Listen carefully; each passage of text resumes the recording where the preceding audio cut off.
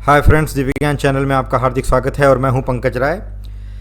आज की वीडियो में मैं आप सभी के लिए लेके आया हूं हिंदी पेडागॉजी का अभ्यास प्रश्न पत्र 6, जिसमें 30 प्रश्न हैं। आइए इन प्रश्नों को देखते हैं। पहला प्रश्न है, बच्चे घर समाज से सीखते हैं। क्या सीखते हैं? भाषा सीखते हैं या भाषा अर्जित करते हैं या भाषा का एक ही रूप सीखते हैं या एक ही भाषा सीखते हैं? सही उत्तर है ऑप्शन बी, भाषा अर्जित करते हैं। तो बच्चे न केवल घर से बल्कि अपने आसपास के वातावरण समाज से भी भाषा अर्जित करते हैं। दूसरा प्रश्न है, विद्यालय आने से पहले 4 ऑप्शन दिया गया है, क्या करना है देख लेते हैं। पहला है, बच्चों के पास अपनी भाषा के व्याकरण की सचेत समझ होती है। यहाँ होती है लिखा है, एक्चुअली ये थोड़ा सा करेक्शन नहीं हो पाया है, उसको सुधार करके पढ़िएगा। दूसरा ऑप्शन है, बच्चों के पास अपनी भाषा के व्याकरण की सचेत समझ नहीं होती है। पहले में लिखा है होती है, दूसरे में लिखा है नहीं होती है। तीसरा है, बच्चे अपनी भाषा के प्रयोग में पूर्णतः दक्ष होते हैं। और चौथा है, बच्चे अपनी भाषा के प्रयोग में अत्यंत कमज़ोर होते हैं। तो सही उत्तर है इसका ऑप्शन सी, बच्चे अपनी भाषा के प्रयोग में पूर्णतः दक्ष होते हैं विद्यालय आने से पहले। तीसरा प्रश्न है, हिंदी भाषा का पढ़ना लिखना किससे शुरू करना चाहिए? पहला ऑप्शन है अक्षरों से, दूसरा शब्दों से, तीसरा वाक्यों से या चौथा है इन सभी के एक साथ शिक्षण में। सही उत्तर है ऑप्शन डी, इन सभी के एक साथ शिक्षण में। चौथा प्रश्न है, एक भाषा शिक्षक के रूप में सबसे बड़ी चुनौती है क्या? ऑप्शन ए है बच्चों की भाषा को संचार साधनों के प्रभाव से मुक्त कर रखना। दूसरा है भाषा संसाधनों का अभाव है। तीसरा है बहुभाषिक कक्षा के शिक्षण के लिए उचित रणनीतियां तय करना। चौथा है बच्चों को भाषा सीखने के महत्व से परिचित कराना। तो चौथे का ऑप्शन सी सही है, बहुभाषिक यानी विभिन्न भाषाओं के कक्षा के शिक्षण के लिए उचित रणनीतियां तय करना। पांचवा प्रश्न है, एकांकी पढ़ाने का सबसे अच्छा तरीका है क्या? 4 ऑप्शन दिए गए हैं। शिक्षक स्वयं पढ़ते हुए सवाल पूछते जाएं। बी है शिक्षक स्वयं पढ़ें और बच्चे सुने। सी है बच्चों से अलग अलग पात्रों के संवाद पढ़वाए जाएं और फिर एकांकी का मंचन हो। चौथा है एकांकी को बच्चे घर से पढ़कर आएं और कक्षा में शिक्षक सवाल पूछें। पांचवें का ऑप्शन सी सही है, बच्चों से अलग अलग पात्रों के संवाद पढ़वाए जाएं और फिर एकांकी का मंचन हो यानी ड्रामाटाइजेशन हो। मित्रों, इस विधि से पढ़ाने से क्या होता है कि बच्चे जो होते हैं वे जब विभिन्न पात्रों के संवाद को पढ़ते हैं तो संवाद के अंदर या उस पात्र के चरित्र के अंदर घुसने की कोशिश करते हैं और उसके चरित्र और संवाद के अनुकूल ही संवाद की अदायगी करते हैं। वे भिन्न भिन्न संवादों के चरित्र को समझने की कोशिश करते हैं। चलिए, छठवां प्रश्न है, निम्न में से भाषा शिक्षण का सिद्धांत नहीं है। ए है चयन का सिद्धांत, बी है शिक्षण सूत्रों का सिद्धांत, सी है बोलचाल का सिद्धांत, डी है उपरोक्त में से कोई नहीं। छठवें का ऑप्शन डी सही, उपरोक्त में से कोई नहीं। सातवां प्रश्न है, अभ्यास की अवस्था में महत्व दिया जाता है पढ़ने को, लिखने को, मौखिक वाचन को या ये सभी? तो इसका सही उत्तर है ये सभी, ऑप्शन डी। इस पे देखिए टिक मार्क भी मैंने किया है। आठवां प्रश्न, वाचन की शिक्षण विधियां कहलाती हैं प्राचीन एवं नवीन प्रणाली, आधुनिक प्रणाली, सी है नवीन प्रणाली या इनमें से कोई नहीं। 8वें का ऑप्शन ए सही है, प्राचीन एवं नवीन प्रणाली।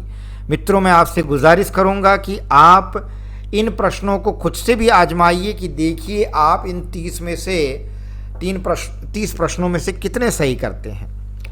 कम से कम मेरा ऐसा मानना है कि अगर आपने अच्छा स्टडी किया है और थोड़ा प्रश्नों पर विचार करके आंसर देख रहे हैं और आंसर सोच रहे हैं तो कम से कम 27 प्रश्न आउट ऑफ 30 यानी 27 आउट ऑफ 30 तो पाना ही चाहिए। 9वां है आदर्श हिंदी शिक्षण के लिए आवश्यक है व्याकरण का ज्ञान होना, हिंदी साहित्य का ज्ञान होना, सी है शुद्ध उच्चारण करना, डी है उपरोक्त में सभी।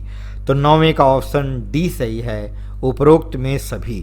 10वां प्रश्न है भाषा शिक्षण की मुख्य विधि है अनुकरण विधि, अभ्यास विधि, संरचनात्मक विधि या उपर्युक्त सभी। तो 10वें का ऑप्शन डी सही है, उपर्युक्त सभी। 11वां प्रश्न देख लीजिए, प्राथमिक स्तर पर बच्चे किस प्रकार की कविताएं पसंद करते हैं।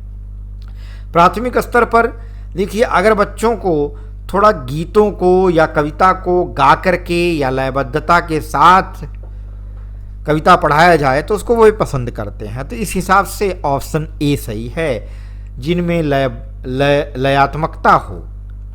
तो प्राथमिक स्तर पर बच्चे किस तरह की कविता पसंद करते हैं, ऐसी कविता जिनमें लयात्मकता हो यानी लय हो। 12वां प्रश्न, एक से अधिक भाषाओं का प्रयोग, ऑप्शन दिए गए हैं, शिक्षकों के लिए गहन समस्या है, संज्ञानात्मक विकास में सहायक है, सी है किसी भी एक भाषा में निपुणता में बाधक है, डी है कक्षाई जटिलताओं को बढ़ाता है। तो 12वें का ऑप्शन ए सही है, शिक्षकों के लिए गहन समस्या है, क्योंकि भिन्न भिन्न भाषाओं से या भिन्न भिन्न भाषाओं को बोलने वाले विद्यार्थी जब एक ही कक्षा में पढ़ते हैं तो उनके लिए भाषा शिक्षण कराना या करना शिक्षकों के लिए एक समस्या रहती है। 13वां प्रश्न, परस्पर बातचीत मुख्यतः पढ़ने लिखने में सहायक है या समय की बर्बादी है या अनुशासनहीनता को उत्पन्न करती है या सुनने और बोलने के कौशलों के विकास में सहायक है। तो 13वें का ऑप्शन डी सही है, सुनने और बोलने के कौशलों के विकास में सहायक है। 14वां प्रश्न है मित्रों, एकांकी पाठ मुख्यतः किसमें सहायता करते हैं, अभिनय की कुशलता, लेखन कौशल का विकास, संदर्भ के अनुसार उचित उतार चढ़ाव के साथ बोलना या वाक्य संरचना की जानकारी। 14वें का ऑप्शन सी सही है, संदर्भ के अनुसार उचित उतार चढ़ाव के साथ बोलना।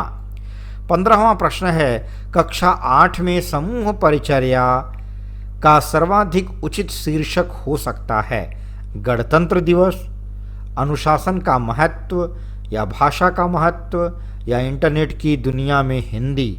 तो 15वें का ऑप्शन डी सही है, इंटरनेट की दुनिया में हिंदी। मित्रों, हिंदी पैडागॉजी में देखिए कोई ग्रामर या साहित्य से रिलेटेड प्रश्न नहीं आते, इसमें भाषा शिक्षण पर बहुत विशेष बल दिया जाता है। उसके कुछ सिद्धांत हैं, कुछ चीज़ें हैं जो कि ध्यान में रखनी पड़ती हैं, और कुछ चीज़ें ऐसी भी हैं जहां पर प्रश्नों को अच्छी तरह से समझ करके अगर आप टेक्निकली उनके ऑप्शंस को ध्यान दें तो आप आसानी से उन प्रश्नों के उत्तर को ढूंढ सकते हैं।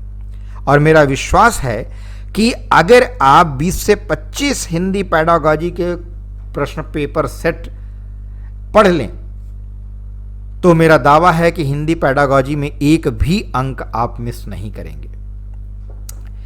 16वां प्रश्न देखते हैं, निम्नलिखित में से कौन सी क्रियाएं एक साथ चलती हैं, पढ़ना सुनना या पढ़ना बोलना, सी है सुनना बोलना या लिखना और सुनना।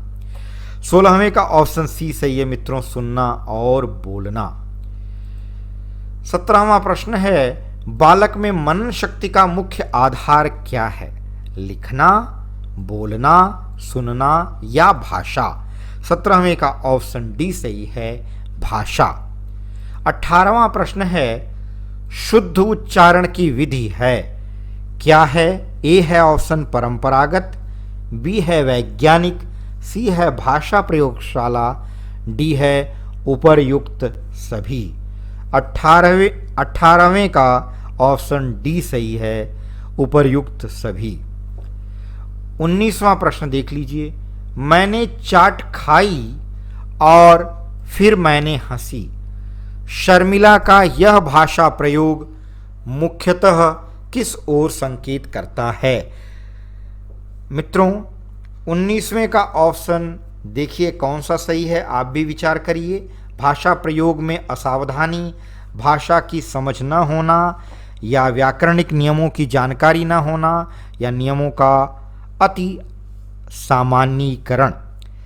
19वें का ऑप्शन सी सही है, व्याकरणिक नियमों की जानकारी न होना। अगर कोई बालिका या कोई छात्र या छात्रा इस तरह के वाक्यों का प्रयोग करती है तो या करता है तो ये मान करके चलिए कि व्याकरणिक नियमों की जानकारी उस बालक में या बालिका में नहीं है।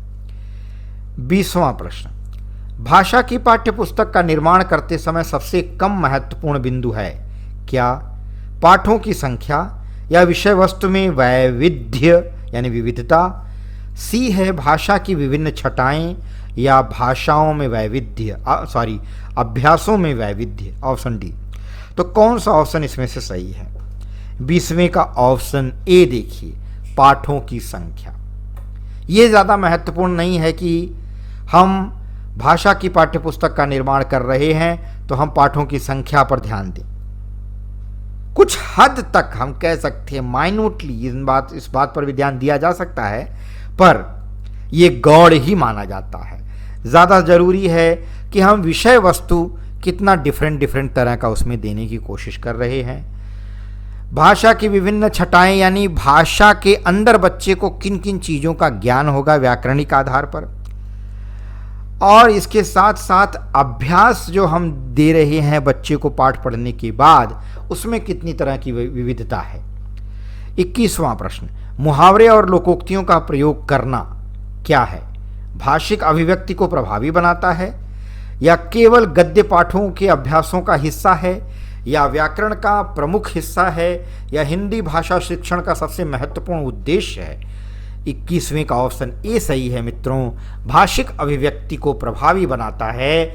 जब हम मुहावरे और लोकोक्तियों का प्रयोग अपनी बातों में करते हैं तो हमारी भाषा प्रभावकारी बनती है। हम संक्षिप्त रूप में किसी बात को प्रकट करते हैं जो ज़्यादा असरदायक होती है। 22वां प्रश्न है, निम्न में से क्या व्याकरण की मुख्य विशेषता है? देख लीजिए, भाषा की शुद्धता, या शब्दानुशासन, या भाषा का शरीर विज्ञान, या ये सभी। 22वें का ऑप्शन डी सही है मित्रों, ये सभी। तो व्याकरण की मुख्य विशेषताएं भाषा की शुद्धता भी है, शब्दानुशासन भी है, भाषा का शरीर विज्ञान भी है। इस तरह से ऑप्शन डी सही है। 23वां प्रश्न है मित्रों, देवनागरी लिपि अन्य लिपियों की अपेक्षा कहीं अधिक क्या है? वैज्ञानिक, या ध्वन्यात्मक, या कलात्मक, या इनमें से? इनमें सभी। 23वें का ऑप्शन डी सही है, इनमें सही सभी। देवनागरी लिपि न केवल वैज्ञानिक है बल्कि ध्वन्यात्मक भी है और कलात्मक भी है। 24वां प्रश्न आप सभी के सम्मुख, पद्य पाठ का सर्वाधिक महत्वपूर्ण सोपान है? पद्य यानी कविता से संबंधित, प्रस्तावना, आदर्शवाचन, या भाव विश्लेषण, या संभावी कविता? 24वें का ऑप्शन सी सही है, भाव विश्लेषण। 25वां प्रश्न देखिए, गद्य पाठ से छात्र अवगत होता है किन किन चीज़ों से? समासों और संधियों से, शब्दों मुहावरों अनुरंजित कथन शैलियों से, सी है वाक्य और लेखन कला से, या डी है उपरोक्त में सभी से? 25वें का ऑप्शन बी सही है, शब्दों मुहावरों अनुरंजित कथन शैलियों से। 26वां प्रश्न है, एक समावेशी कक्षा में यानी इंक्लूसिव एजुकेशन भाषा शिक्षण की समस्या है? विद्यार्थियों की योग्यताओं में भिन्नता होना, या विद्यार्थियों में असमान रुचि का होना, या उपर्युक्त भाषा परिवेश का निर्माण न हो पाना, या उपर्युक्त पाठ्य सामग्री का अभाव? सही उत्तर है ऑप्शन सी, उपर्युक्त भाषा परिवेश का निर्माण न हो पाना। 27वां, अगर आप इंक्लूसिव एजुकेशन अपने स्कूल में दे रहे हैं यानी हर तरह के विद्यार्थी को एक समान सुविधा, एक ही कक्षा, उसमें सामान्य विद्यार्थी भी हैं और विशेष विद्यार्थी भी रखे जा रहे हैं, स्पेशल स्टूडेंट भी हैं, उनके लिए सबसे बड़ी दिक्कत जो होती है, सबसे बड़ी जो भाषा शिक्षण की समस्या होती है, वह होती है भाषा परिवेश का निर्माण न हो पाना। हर विद्यार्थी अलग अलग भाषा परिवेश से हैं और एक जैसी भाषा परिवेश का निर्माण नहीं हो पाता, ये सबसे बड़ी दिक्कत आती है। 27वां प्रश्न, एक समावेशी कक्षा में बच्चे अधिकतर गलतियां करते हैं, किसमें? लिखने में, पढ़ने में, बोलने में या इन सभी में? 27वें का ऑप्शन डी सही है, इन सभी में। 28वां प्रश्न है, मौन पठन का उद्देश्य है, क्या है?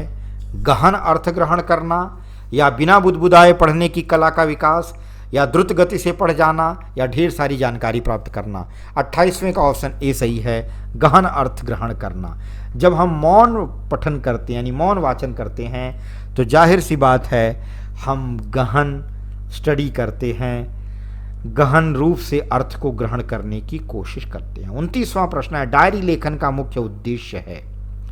वर्तनी का ज्ञान, शब्द भंडार में वृद्धि, वाक्य संरचना का ज्ञान, या अपने भावों विचारों की ईमानदारी और आत्मविश्वास से पूर्ण भाषिक अभिव्यक्ति को प्रोत्साहित करना? 29वें का ऑप्शन डी सही है मित्रों, क्योंकि जब हम डायरी लिखते हैं तो जो कुछ भी घटनाएं सुबह से लेकर के शाम तक होती हैं, उनमें से जो कुछ भी हमारी स्मृति लेवल पर, या हम कह सकते हैं कि हमारी स्मृति में अंकित रह जाती हैं, उनको हम बड़ी ही ईमानदारी और आत्मविश्वास के साथ अभिव्यक्त करते हैं और उसको प्रोत्साहित करने का एक माध्यम है ये डायरी लेखन। 30वां प्रश्न है, इनमें से कौन सा भाषा विकार नहीं है? डिसलेक्सिया, डिस्ग्राफिया, हकलाना या बड़बड़ाना? ऑप्शन डी सही है, बड़बड़ाना ये कोई भाषा विकार नहीं है। मित्रों, मैं समझता हूँ आज का वीडियो आपको बहुत पसंद आया होगा।